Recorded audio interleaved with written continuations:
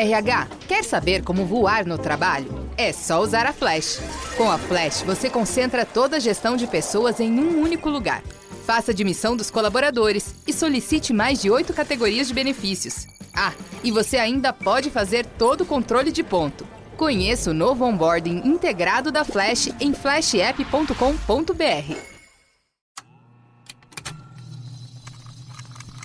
Contained herein are the heresies of Radolf Buntwine, erstwhile monk turned traveling medical investigator.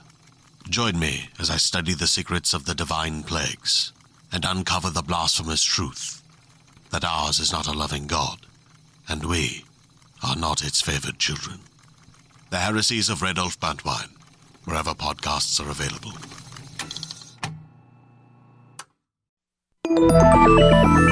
With something like 5 million podcasts, finding a really good one can take a ton of time. So let me recommend one. It's called Something You Should Know. I'm the host, Mike Carruthers, and in each episode, we discuss topics that can be really helpful, like how to read people better, the psychology of crowds, or fun things like the story of Legos, or why you probably wouldn't be here if it weren't for horses. Something You Should Know is the name of it, wherever you get your podcasts.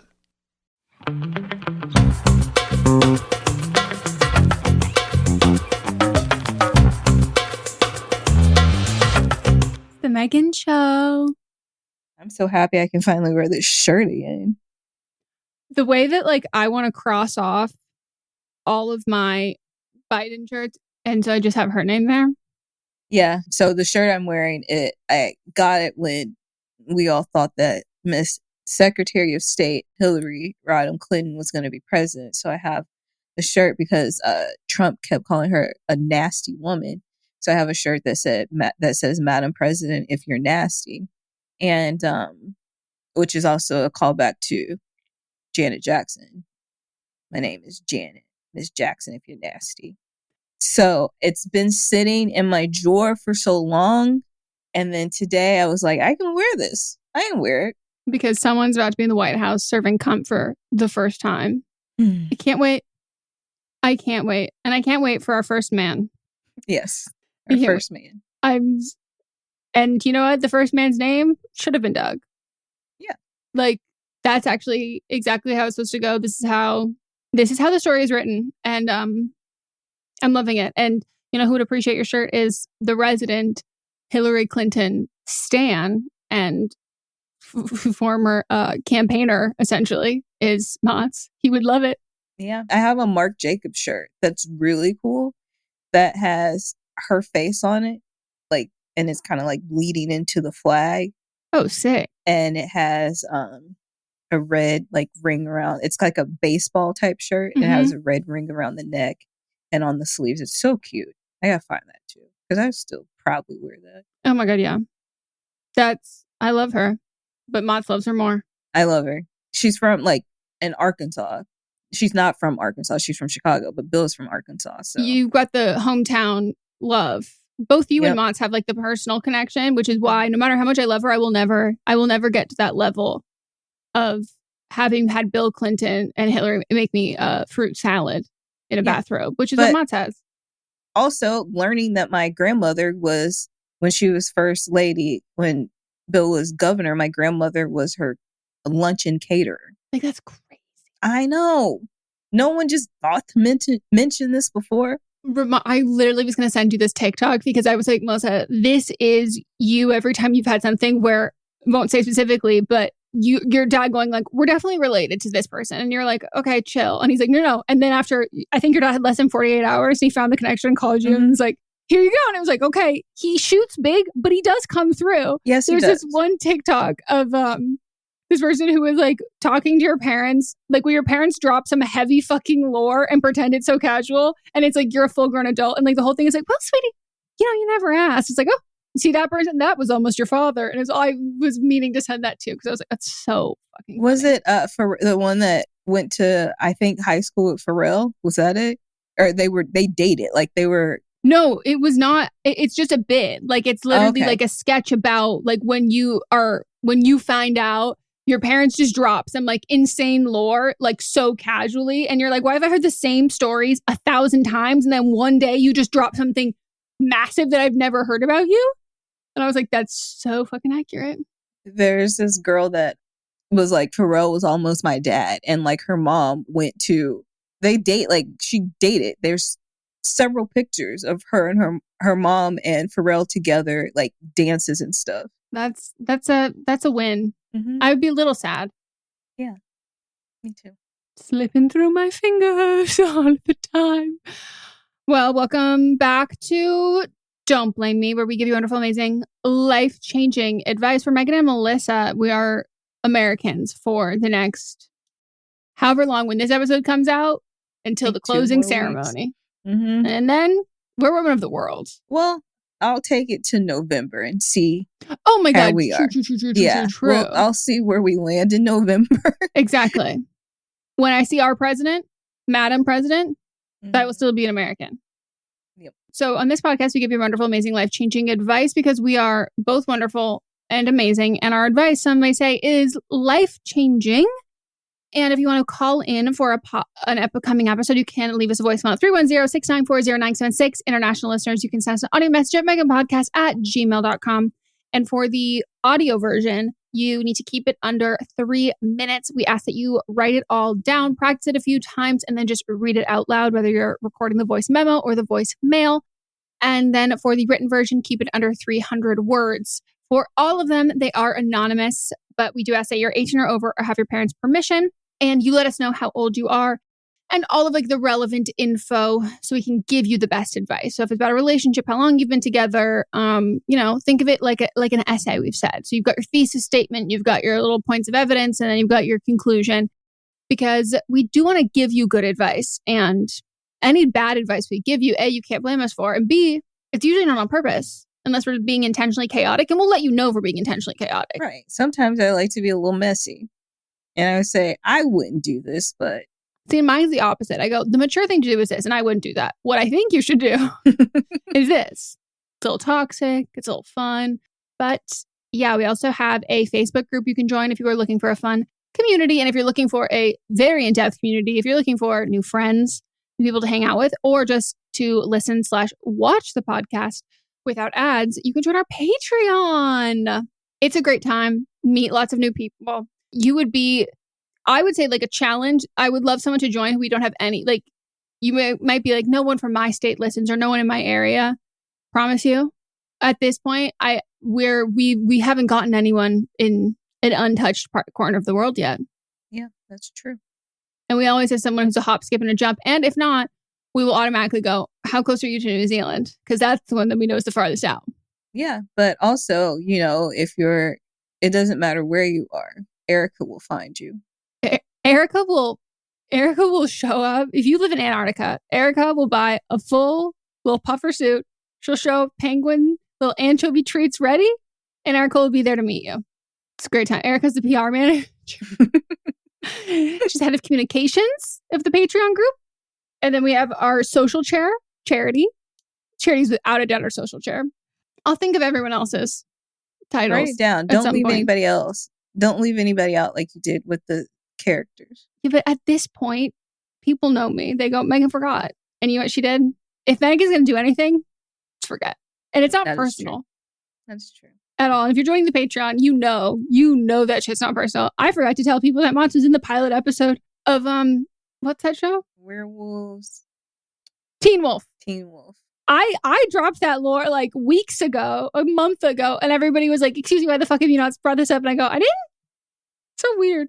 Tell the same story 100 times. But so I guess you did. It wasn't something you had mentioned on the podcast. I guess not. But to be fair, I also forgot about it all the time. But also, like, sometimes we just talk, and yep. It doesn't make it on end up on the show. Yeah. And sometimes we don't even have headphones on. Like, we were in the car driving to go see the movie this week, and Samantha goes, I literally feel like I'm listening to an episode of the podcast. Mm-hmm. I was like, she did. Fair. That lets you know that we're the same on and off mic. We very much are. Anything else, or should we get into our first submission? Can I just say something real quick? No. I never do what I'm told. I want to thank It has nobody on this podcast, but I would like to thank. I was thinking, none of you fucking trifling ass bitches, you good for nothing whores, harlots. My skin has been peeling really bad for months. Like, and it's not like from the sun. It's just because my skin is just sensitive. Yep. And I saw somebody say that, like, try using dandruff shampoo on your face. And the thing is, the way that it was peeling was the exact same that it does because I have dermatitis. Whatever. Yeah. Dermatitis, like, on my scalp. And it was the same thing. Like, exact same thing that was all over my face. I started using that shit. I've been using it for a week now. My skin has not peeled at all. It is so smooth. It's so soft. And like, I used it because they were also saying like, because it has like antifungal or something in the shampoo. I've been using it on my skin as well. And I'm not getting body acne anymore either. Well, Melissa, this is something we apparently have in common, that my skin has been peeling like no fucking other. Yeah. And I have some dandruff shampoo that I'm going to use to wash my face tonight. Yes. And you just need a little bit because shampoo lathers up so much. So you just need like, I just like barely touch it on my hand and then lather it up and then put it on my face. And it's been like, I'm so happy because my face has been bad. Very bad. No, I was like, what the fuck has changed from this summer to last? Like, what is shifted? I don't know why this is behaving this way. And so I've been, I know some people were like, don't do it too much because it'll dry out your skin. But my skin's actually softer. And I don't know if it's because I'm using Head and Shoulders, the one that's like for black hair. So there is more moisturization in oils and stuff. Yeah. It's called Royal Oils. That's a tongue twister. Yeah. Royal Oils. Royal Oils. Uh-huh. So it's my skin is actually softer than when I use my face wash. So I don't think I would have that same reaction. So I'm no doctor, but I'm like, my skin has been so bad. So bad. Wow. I wouldn't know because we haven't seen it. Well, we saw each other this past weekend. I know, but if you look in the videos and like look at my skin right now. No, your skin looks flawless. Stunning. Look 2 weeks ago and all the weeks before, and you look in, my skin is peeling. Yeah, don't look at mine. If you get too close to mine, you'll see the flakes, you'll see the peels. Yeah. There's some on my chin that I've just stuck down with my finger because I said, I can't peel it anymore. Yeah. I'm so done with ripping these pieces of fucking skin off my face. Yep. And then also I had this like pimple that was under my skin for a couple months. Yeah. And it couldn't have been acne because I use my acne stuff. It's gone now. Well, so this makes so much sense because I've been using my tretinoin every night and I'm getting like random bumps. I must be having some night sweats. That's where this is coming from. I need an antifungal. So thank you to the TikTok people that recommended it. And I just want to share it if anybody else is having the same issue. And it turns out I am. So that's what I'll be doing. Thank you, TikTok. Thank you, Melissa. Flawless. And now, without further ado, let's get into our first submission. Hi, M&M. Decided to come to the best people I know for advice because I'm confused. Well, we are here to help. I, 31 female, cannot decide whether I should marry my partner, 31 male of 11 years. I've never been a fan of marriage. I think I view it as a trap and not security. I have been raised a lot around women who have made themselves small and stayed in unfulfilling marriages because it was easier. It's given me a quote unquote, I want you, but I don't need you attitude to relationships. I have also experienced the switcheroo of men in the workplace, not relationships, who are lovely until you get committed into a contract and then their true colors show, thanks to the PTSD. We own a house together. We are child-free by choice. Neither of us see a version of life where we aren't together, and we are very happy in our relationship. Recently, my partner became a creative director, which comes with partial company ownership. In the UK, if you are married, then you don't pay inheritance tax on their assets up to any worth if your spouse dies. It all goes automatically to the surviving spouse. If you're not married, common law marriage doesn't exist in the UK, then survivors pay 40% tax on any assets they inherit from their partner over the €350,000 euro. Sorry, it says euro threshold. We've always sat well below that threshold, but now that we own a house and my partner owns part of a company, it changes things. We have both made a will, but I don't know if I'm being silly and letting trauma get in the way. It feels like marriage is the right thing to do, but I just don't know. Any advice? Welcome. So I think at the end of the day, marriage, life's what, in the words of Hannah Montana, life's what you make it. So let's make it rock. And marriage can be an asset. It can be a contract. It can be an exchange of love. It can be whatever you want it to be. And for me, reading this, marriage is a good business and financial decision right now. You don't have to tell people you're married. You don't have to wear a wedding ring. You don't have to have a wedding. This is like, think of it like signing a contract. It's like signing an agreement, like the deed of the house, signing whatever. It's like making your wills again. That's all that this is. And I think it is a much higher risk to not do that. Like, it's just not a super smart financial thing at the end of the day. And I think if you don't treat it like a marriage aspect, like this is like a partnership, you don't have to call him your husband. It doesn't have to be, whatever that is.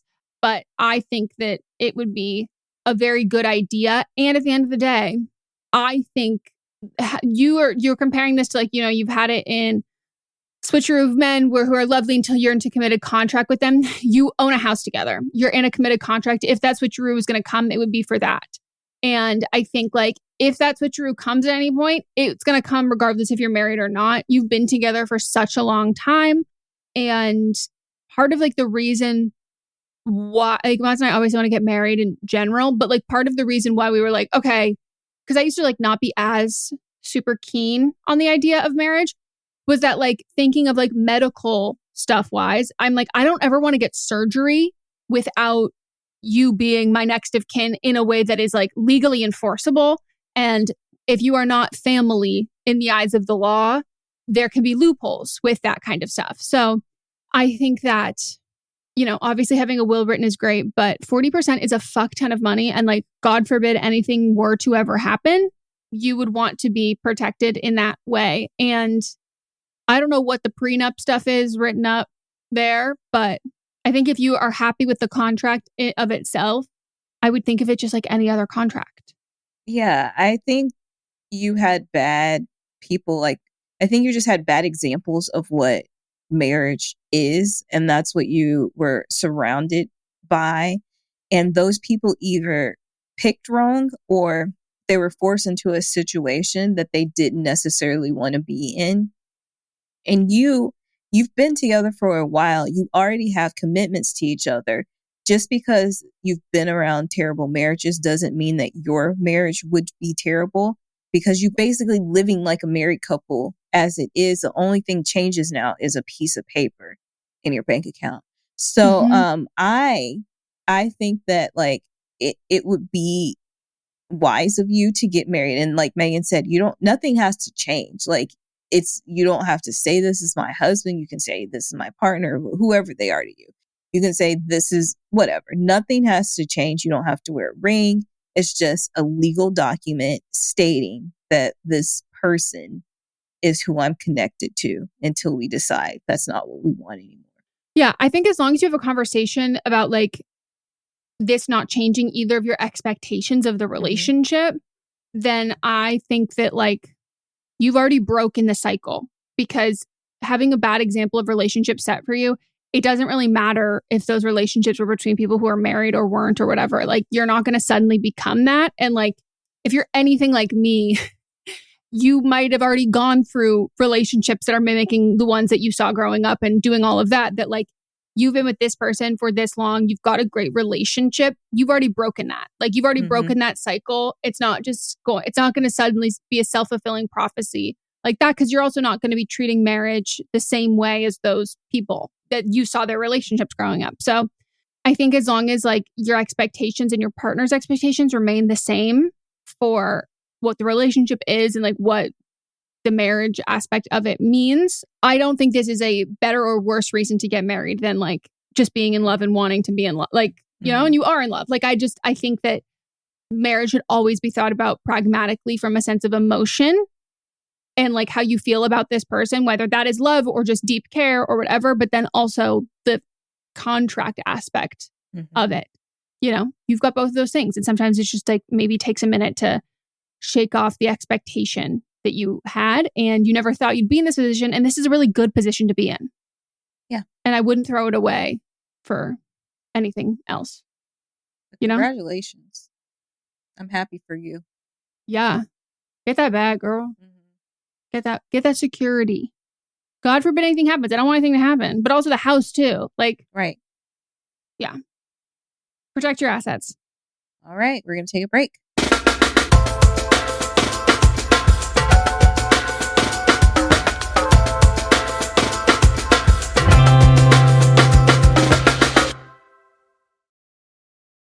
What's up, everyone? It's Noah Daniels. Hey, y'all, I'm JJ. Hey, guys, it's Kat. And we're your hosts of the Real Hauntings podcast, where we bring on guests who share their first-hand encounter ghost stories and supernatural experiences. Now on to the trailer. I've been warned to not tell this story, but I think because of the way it ends, it's okay to tell this story, because some people say that with certain entities, to like speak of them or talk about them or in any way like portray them as powerful will attract them to other people. The creepiest thing about it to me is a lot of times it would wait for me to notice it. Like it would just lay its arm out like this, and then I'd be like, where is it? Where is it? And then I'd see it, and then it would just slither back. For more information on the Real Hauntings, Real Ghost Stories podcast, make sure you check out real.fm to learn more about our podcast and many other amazing podcasts. Hi, I'm Jennifer, a founder of the Go Kid Go network. At Go Kid Go, putting kids first is at the heart of every show that we produce. That's why we're so excited to introduce a brand new show to our network called The Search for the Silver Lining, a fantasy adventure series about a spirited young girl named Isla who time travels to the mythical land of Camelot. Look for The Search for the Silver Lining on Spotify, Apple, or wherever you get your podcasts. Merry Christmas, everybody! My name is Eric Peterson. I'm here with my good buddy, Danny Jordan. and we are the hosts of Christmas Countdown Show. We're so thrilled to be bringing the merriment to you all this holiday season. On Christmas Countdown, we love to count down our top 10 favorite things related to the holiday season. That could be food, movies, music, everything that we all love about this massively merry good time. So wherever you get your podcasts, make sure you click that subscribe button. Eric, are you ready? I am ready, and we hope that you are too. Merry Christmas, everybody! Let's go!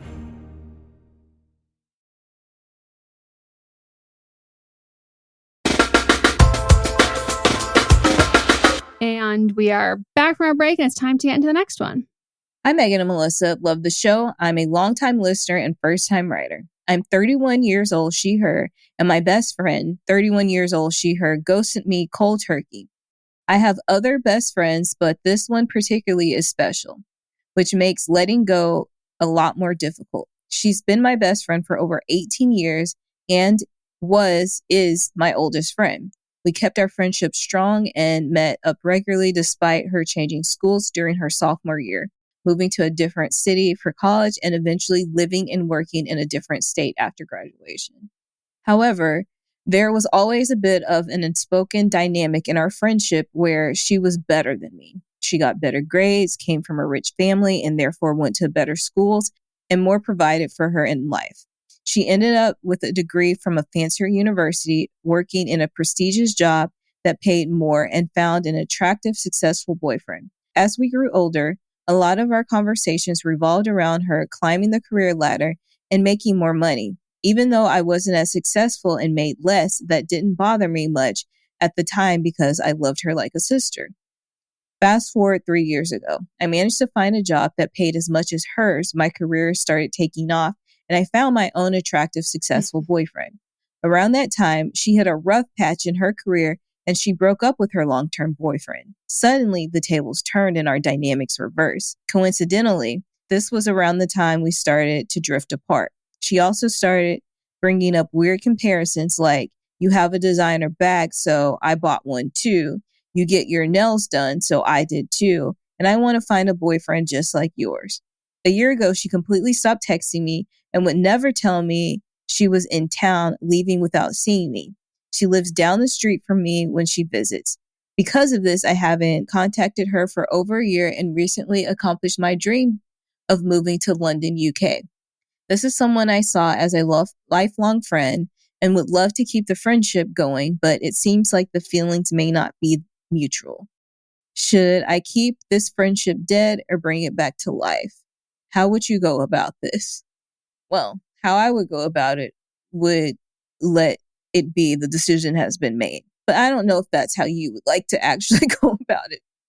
I've had friendships, not this long because I moved around so much, but I've had long friendships that just came to an end. And it wasn't even necessarily because of dynamics changing in the friendships. It's just that we outgrew each other. And sometimes you just outgrow people. And it seems like even though it didn't necessarily bother you being in competition, there's always some type of competition going on here. And then when you outgrew her a little bit, then she became jealous of you. Because at the end of the day, schools, it really doesn't matter what school you go to. Everybody has the same degree, and eventually jobs are jobs. And then her comparing like handbags and stuff, this just seems like a lot of petty jealousy coming specifically from her.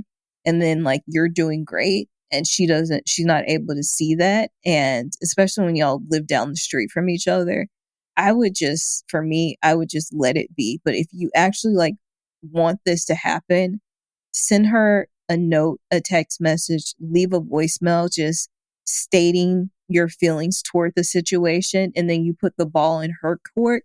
And if she responds in a way that you like, great. If she also could not respond or say like, I don't want to talk to you anymore, and you just have to accept that and move on. Yeah.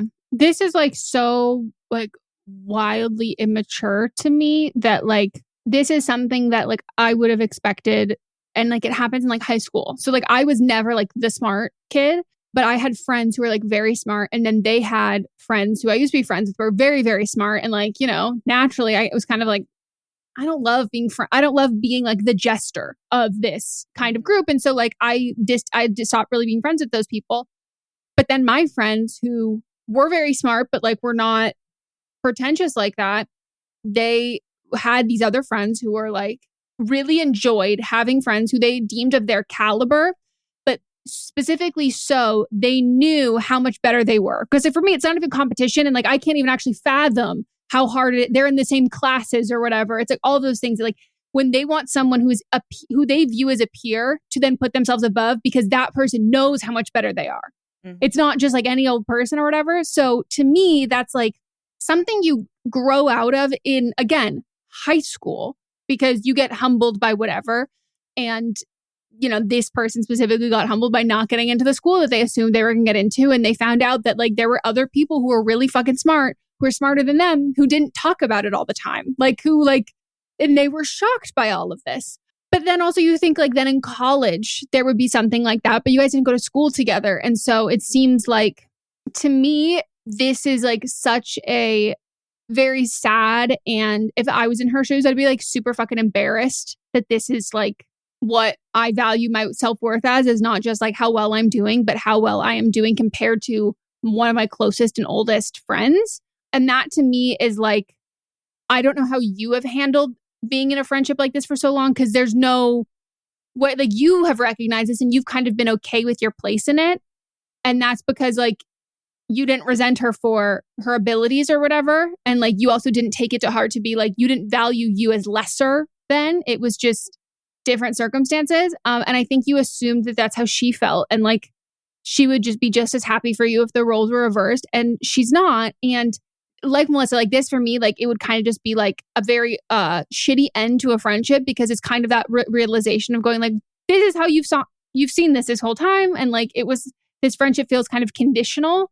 But, you know, if this is something that you, with a conversation, you would like to move past this, and you think that like she's better than someone who can only be friends with people who she's doing better than in the moment, and like that you have a strong belief that this isn't who she is to her core, then I think like, yeah, like Melissa said, like you give her a call, you like balls in her court. And I would probably phrase it along the lines of like, hey, we haven't talked in so long. What happened?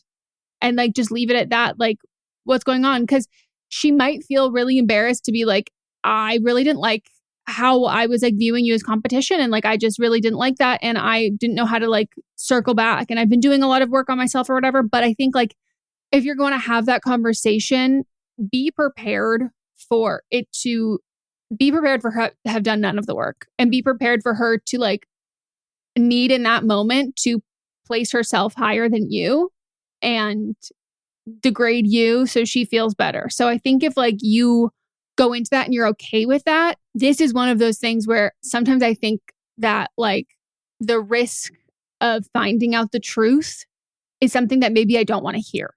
Yep. And like the version, it's easier for me to take the version told in my voice. And it's probably the same, if even the worst version that I create, but for someone you've known for so long, it's a lot harder to hear it in their voice. It's a lot harder. And like you can rationalize with yourself and like, you'd be like, it could be this or maybe not. But also like the door's left, like it's on me to go reach out. So like it doesn't feel like slammed shut, but just make sure that you can handle hearing what she has to say. And it might be super, like, it might be like very much the end in that way. And it might not be repairable from your end. Like she might say some things that you find unforgivable. So I'm someone who tends to put off that stuff until I'm like, there needs to be a place where like we have to say something. But at the same time, they might say some things that you go, don't miss you at all anymore. Yep. Turns out you're terrifying. Mm-hmm. I don't want this. I don't need this energy in my life. Yeah. And like, I would really look at the rest of your life, and you sound really happy. So making sure that you feel secure in that and not like you don't deserve the things that you have or you're not good enough or whatever. Don't let her get in your head. And if at any point, like you're feeling slightly insecure, it is not the time to talk to her. Cause I think you might notice a pattern that has been when your friendship has thrived is when you are not feeling great and she feels on top of the world. But this is a crazy mindset to have as a 31-year-old. Yep. Like I would be so mad at the universe if I was her. Cause I'm like, so sorry. Actually, you actually should have humbled me when I was 18 years old, or you should have humbled me when I was like in college. Like there should have been something putting me in my place. Don't let me get to 30 with my head this fucking inflated. There are some people I know that friendships ended around that time. So I'm not surprised by it. Yeah. Yeah. Good luck. Best of luck. Let us know how it goes if you decide to do something. Next up. Hey, Meghan and Melisa. Love the new release of the pods. Ugh, thanks. I feel like I get to spend a little time with y'all almost daily. I am 26 and use she, her pronouns. I'm writing because I recently broke up with my boyfriend of 3 years. The relationship was toxic. We were toxic. It wasn't his fault or mine. We just weren't good together. I'm at peace with my choice, and we ended on decent terms as can be for an ending such a long period of time together. Of course, I'm still sad and I cry daily, but I know what I did was right for us both. Now I don't know what to do with myself. Our lives were so intertwined. I find myself with so much free time. There's no dates, hangouts with mutual friends, or even having someone to watch TV with. We lived together for the last 2.5 years in the apartment, and the apartment now just seems quiet. I know this is something it'll take time to get used to. During that time, I'm wondering how to fill my time. I have work, but right now that's the only thing I've got going for me. I have plenty of friends, but with the breakup being so fresh, I'm not really fun to be around, and I don't want to bring down the vibe. Any ideas? I had never been much of a reader, but I was thinking of giving that a chance, though it would still be quiet. This is, first of all, my condolences. Like, this is so difficult and so hard. I can't imagine how hard it is to like have a breakup with someone you've lived with. To put myself in your friend's shoes, I know you went through a breakup. I know you will be sad, and I know you might not be like the most fun to hang out with. So like, if you invite me over, like, hey, want to come over and like watch a movie? Like, if it's not like, hey, want to come out and go club, like things that you associate with being like high energy, super positive kind of things. But I think that like it's so expected for me as if like a friend goes through something like that. Like I'm not expecting them to just like swallow it and like bounce back or whatever. So I would definitely reach out to those friends who you feel comfortable with. I think that like, this is not like self-promotionally at all, but like I do think podcasts are a really great way to like have it feel like conversational and not just like scripted content. Like that's a great thing to do. I think as someone who has ADHD who needs like all things firing at the same time, I don't like a quiet house. Also because we had a mouse. And by mouse, we mean the one that's actually spelled with 3 letters, but I can't deal with that. And if Moss is out of town, like I will always have something playing, but that if that reminds you of whatever, like, and for, let's say, I don't watch shows Moss and I watch together when he's not here. So like take away the shows that you would watch or the content you'd watch with your boyfriend and pick something brand new and then come up with another activity. So coloring book, doing arts and crafts, doing beads or whatever, doing something that is like simultaneously making it feel like there's people around. Like A New Girl is a great show for that, where it feels like people are there and people are around and you're laughing and it's funny. And whether it's podcasts or content, and then you're doing something with your hands. And you might like pick up the arts and crafts and then go back to tidying or doing whatever, but just having something like that gets you moving and gets you up. So you're not just like sinking into your couch and rotting, which there's a time and a place for that. But I think that that's like the best thing I would recommend. I think reading is great, but at the same time, reading is quiet. And listen to an audiobook. True. That's a good point too.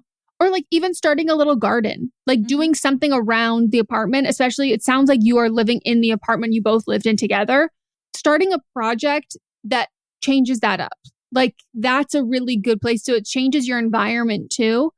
And getting out of the habit of the things that you would do together. And it doesn't have to be like, oh, well, we don't watch TV now. It's like, no, something else, picking a different TV show. Sometimes even something that you're like, oh, they would have hated this. And even if you don't like it, it's just something that's like, well, it's different. And then I would like go on walks. I don't know if you have a pet, but like that's always something. I even have like friends like when I'm going through stuff who like have animals and I'm like, can I just like borrow your dog? We'll do it with our neighbors. Like we'll hang out with their dog all the time. So stuff like that gets you out of that routine. But I think that you can be aware that you might not be the most fun person to hang around, but that's also not necessarily your call to make. Like I would reach out to your friends because like they want to show up for you. Yeah. I love being there for friends when they're going through things. And then, you know, they say when you do a favor for somebody, it makes your relationship stronger. So without a doubt, go for it. Yeah. Listening to music, having music playing can help. Cowboy Carter. Ooh. Yeah. Great. Playing games. Joining, like getting out the house too. Like you don't have to be at home all the time.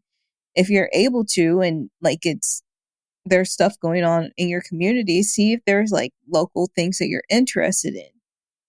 You can join clubs. I know right now they're saying running clubs is a thing to do. No, thank you. But have you heard about the running clubs where they just do a bunch of coke before? No. Melissa, there are running clubs. One's big in Seattle. I don't think there's any big in LA because first of all, you actually can't, there's not enough places for you to run safely, let alone run safely on drugs. Like, no. Not on drugs, but I do know there is like running clubs here because my friend who lives in DC was like a part of like Nike. I think it was Nike's like Nike running Run Club team. And I don't remember if it's Nike itself or if it was a different company, but in the same vein, he would come here all the time and like participate in the events, and they would be huge, like huge events. And he was like, what size shoe do you wear? I'll grab you this shoe, but they never had my size. But like he would come here all the time and participate in the running club stuff. But I don't know about the coke. He definitely did not do drugs, that's a Seattle one. I think they do that one in New York where people just do a bunch of drugs and then they start running and they run in the dark with no lights on. Isn't that crazy? Yes. But don't do that. Don't do drugs. And if you do drugs, test your drugs. But like I know here, there's just like, I've seen golf clubs and tennis clubs, things that I'm interested in because I follow them and they pop up on my timeline and things. So just look into what kind of events are going on in your community. Grab a friend to go with you. That way it's not like sad girl time because we're sitting here. It can be like y'all doing an event together. So look for other things. You're going to be fine. Like, fuck that. I don't know what happened, but fuck him. Mm-hmm. We're on your side. Unless like you were the one that just broke it off. Still on your side. Still on your side. Still fuck him. Good luck. You'll be great. We've all had a broken heart at some point. Yeah, it just takes time. I've always said it takes like half as long as the relationship was together, or like twice as long as the relationship like you were together. And I think how much that depends on is like how much you're going to let yourself go through the process of grieving the relationship. So you said that you ended on like the best of terms that you could. Unethical life hack. You at a certain point, you will need to hate him to fully get over it. And then you won't continue to hate him, but you'll hate him for a bit and then you move on past that. And if you don't let yourself do that, it will prolong it. And so sometimes good cheat is like write down all of the things you fucking hate about him and like get yourself to kind of get to that spot quicker. But as someone who like intellectualizes my feelings, I have a very hard time feeling them. And sometimes writing it down or kind of tricking yourself into feeling it, like listening to like the same way, like if you need to cry, watching a movie that makes you cry or listening to a song that makes you cry, kind of like forcing yourself to like feel those feelings and not just think about those feelings is a great way to jumpstart it and just know that like it will eventually feel better.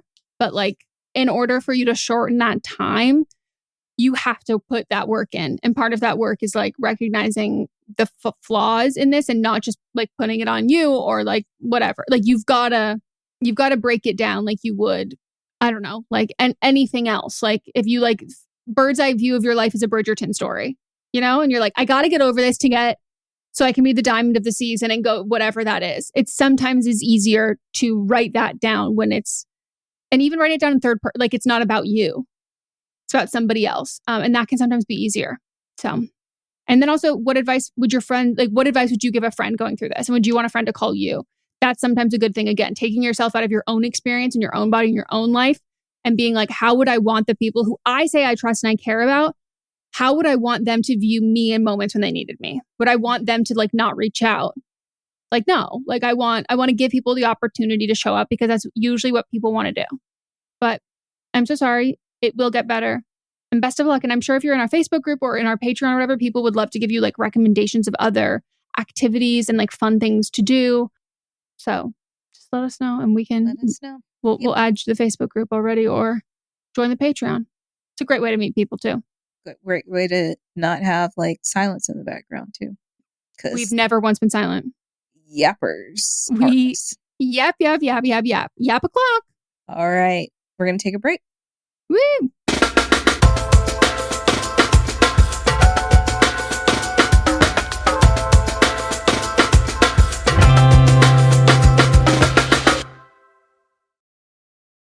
Hey everyone, join me, Megan Rinks. And me, Melissa DeMonts, for Don't Blame Me, But Am I Wrong? Each week, we deliver 4 fun-filled shows. In Don't Blame Me, we tackle our listeners' dilemmas with hilariously honest advice. Then we have But Am I Wrong, which is for the listeners that didn't take our advice. Plus, we share our hot takes on current events. Then tune in to see you next Tuesday for our listener poll results from But Am I Wrong? And finally, wrap up your week with Fisting Friday, where we catch up and talk all things pop culture. Listen to Don't Blame Me, But Am I Wrong on Apple Podcasts, Spotify, or wherever you get your podcasts.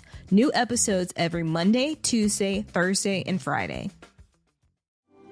Do you love Disney? Then you are going to love our hit podcast, Disney Countdown. I'm Megan, the Magical Millennial. And I'm the Dapper Danielle. On every episode of our fun and family-friendly show, we count down our top 10 lists of all things Disney. There is nothing we don't cover. We are famous for rabbit holes, Disney-themed games, and fun facts you didn't know you needed, but you definitely need in your life. So if you're looking for a healthy dose of Disney magic, check out Disney Countdown wherever you get your podcasts. I'm Brennan Storr. I'm Paul Bestall. We're the Ghost Story Guys. And every 2 weeks, we explore first-person stories of encounters with the paranormal from all around the world. Then we have some fun reacting to those stories. We like to say our goal is to scare the hell out of you, then make you laugh. Belief in the paranormal is not required. All you need is a love of great storytelling and curiosity about the world around you. Come find the Ghost Story Guys on Apple Podcasts, Spotify, and everywhere else fine podcasts live, or at ghoststoryguys.com.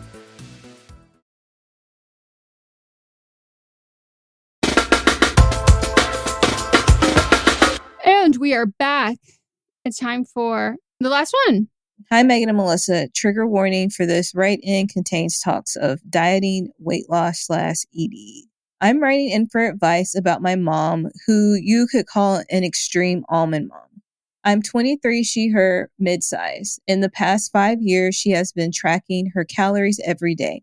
I don't live at home with my parents anymore, but when I'm home, she urges me to work out with her, makes comments about food I eat, etc. My mom knows that I exercise. We often text about going on walks or working out.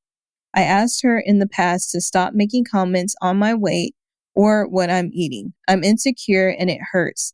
This hasn't really stopped her, but she doesn't directly talk about my weight anymore. Aside from this, we have a great relationship. We text and call a lot.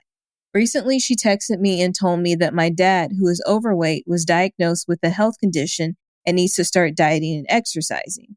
She said that he is embarrassed about it and we need to be careful since it's in the family now. She also said that she isn't telling my older brother yet. In my opinion, it's because he is slim, so it isn't as much of a worry for him. She then texted, not sure which diet he is going to do, but if you want to try it with him, I'm sure he'd love the support. I was shocked when I read this. It immediately made me cry because it felt like another indirect way to tell me to lose weight. I have been ignoring her texts ever since. I feel like I shouldn't have to have another conversation with her about this. What would you do if you were in my position? If I were in your position, I'd be mad as hell. The same way that you are, and hurt, because no one should be talking about anybody's weight or body at all, commenting on anybody else unless they ask you to. And the way that she's also telling your dad's business when he doesn't want it out there is messed up too. And it feels like she's like confiding in you, but also being rude to you. And so how I would handle it is I would tell her, one, Dad doesn't want me to know what's going on, so you shouldn't be telling me his business. Two, I'm fine. I don't need your input at all. And three, we've already talked about this. So why are you bringing this to the table again? And the thing is, she's just using your dad as an excuse to bring up something that she wanted to say anyway. So like, continue being mad at her if that's what you want to do. And like you said, you guys do have in other parts of your life, you do have like a good relationship. So I think if you want to continue that relationship, then you've got to have like a staunch conversation with her about this and say, leave me alone. Do not bring this up to me ever again. And we can move on with life. Yeah. I mean, the truth of the matter is Almond Moms is a pseudonym for moms with eating disorders. And so viewing your mom as like, it's much easier to talk about like socially Almond Mom to someone who fully understand. But the prevalence of that terminology and like being able to be like, oh my gosh, look at this or whatever. I think it's a great way to show how prevalent it is, but also at the same time to like keep in mind that like your mother has an eating disorder, and like a very common trait with eating disorders, it's not an insular thing. It affects other people. And specifically when it comes to older women, they bring it onto their daughters because they're on put it onto them. And then it goes down, down, down, down, down.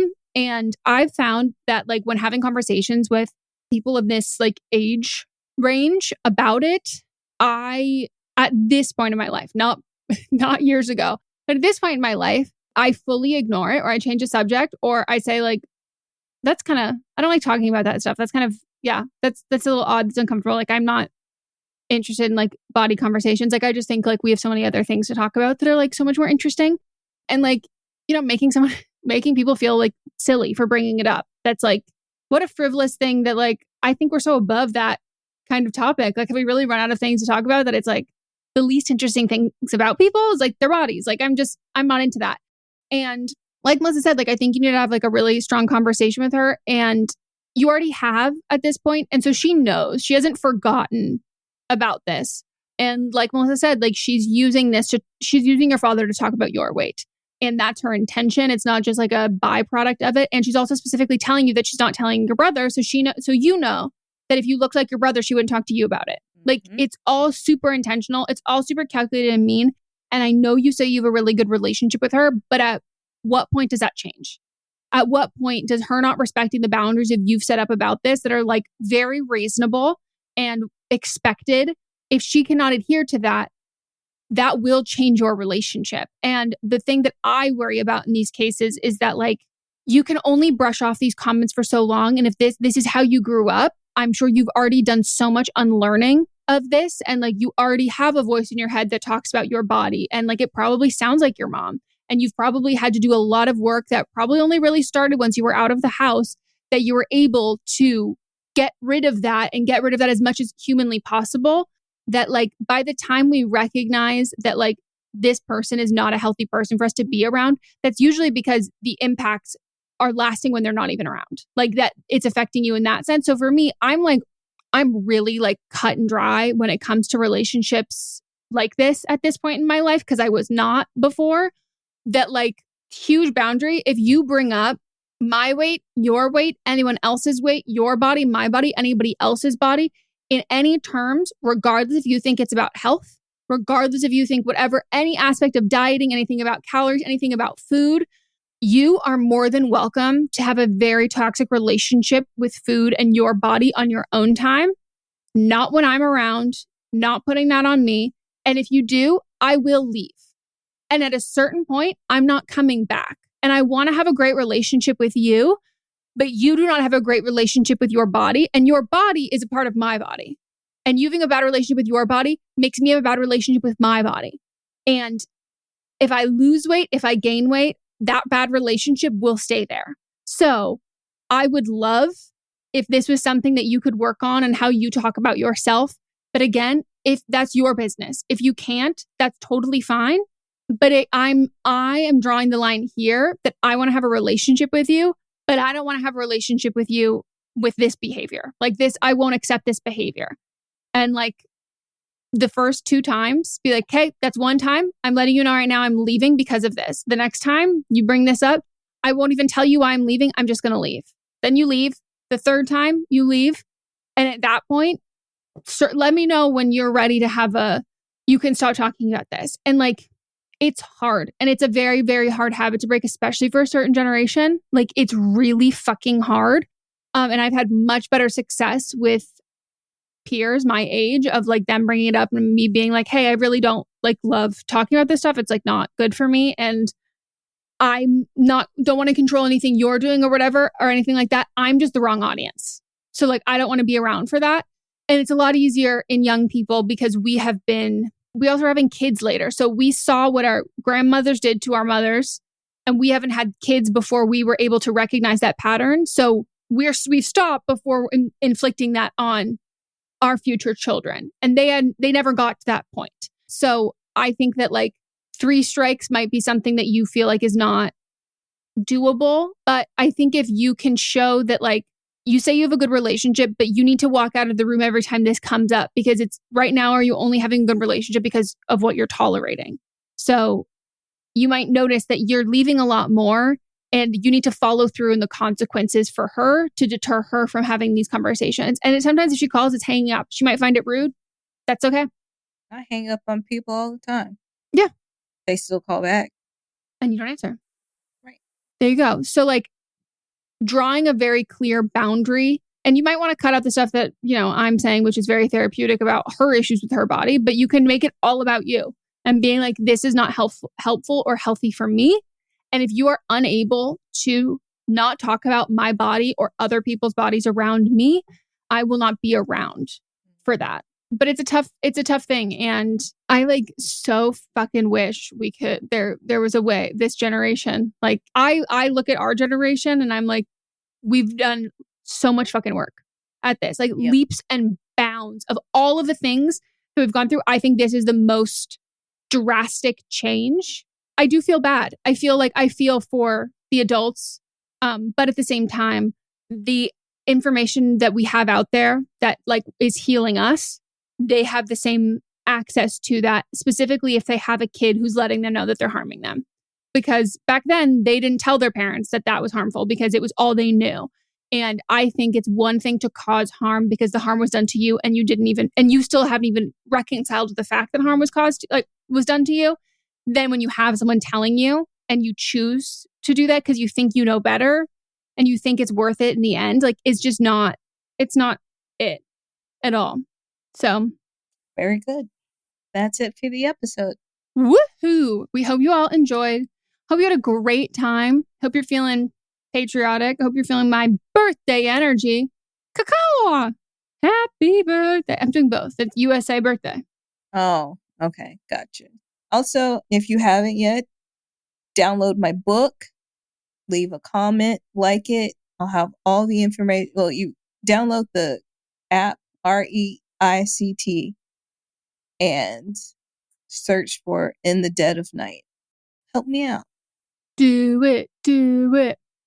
Well, hope you enjoyed. And don't forget to stay tuned next week for the rest of our podcast. Also tomorrow. For 15 Friday, where we will be chit-chatting away. Monday, we've got But Am I Wrong? Tuesday is See You Next Tuesday, where we'll read the results from the previous week's But Am I Wrong? And then Nothing on Wednesday, and we'll be right back here on Thursday for Don't Blame Me. Woohoo! See you later. Goodbye. Bye.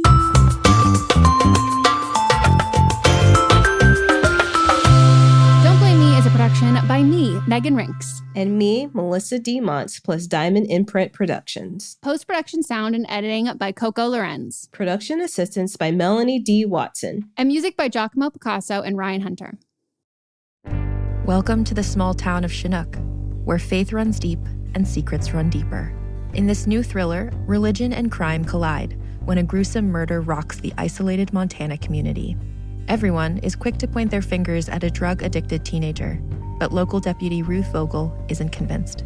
She suspects connections to a powerful religious group.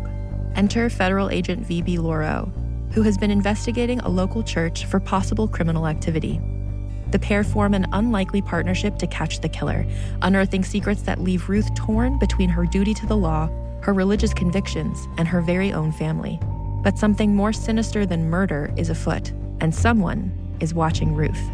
Chinook, starring Kelly Marie Tran and Sanaa Lathan. Listen to Chinook wherever you get your podcasts. Hi, I'm Jennifer, a co-founder of the Go Kid Go network. At Go Kid Go, putting kids first is at the heart of every show that we produce. That's why we're so excited to introduce a brand new show to our network called The Search for the Silver Lining, a fantasy adventure series about a spirited young girl named Isla who time travels to the mythical land of Camelot. During her journey, Isla meets new friends, including King Arthur and his Knights of the Round Table, and learns valuable life lessons with every quest, sword fight, and dragon ride.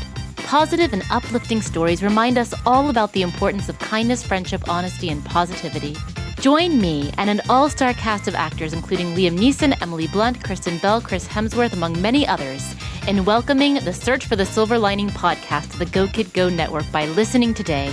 Look for the Search for the Silver Lining on Spotify, Apple, or wherever you get your podcasts.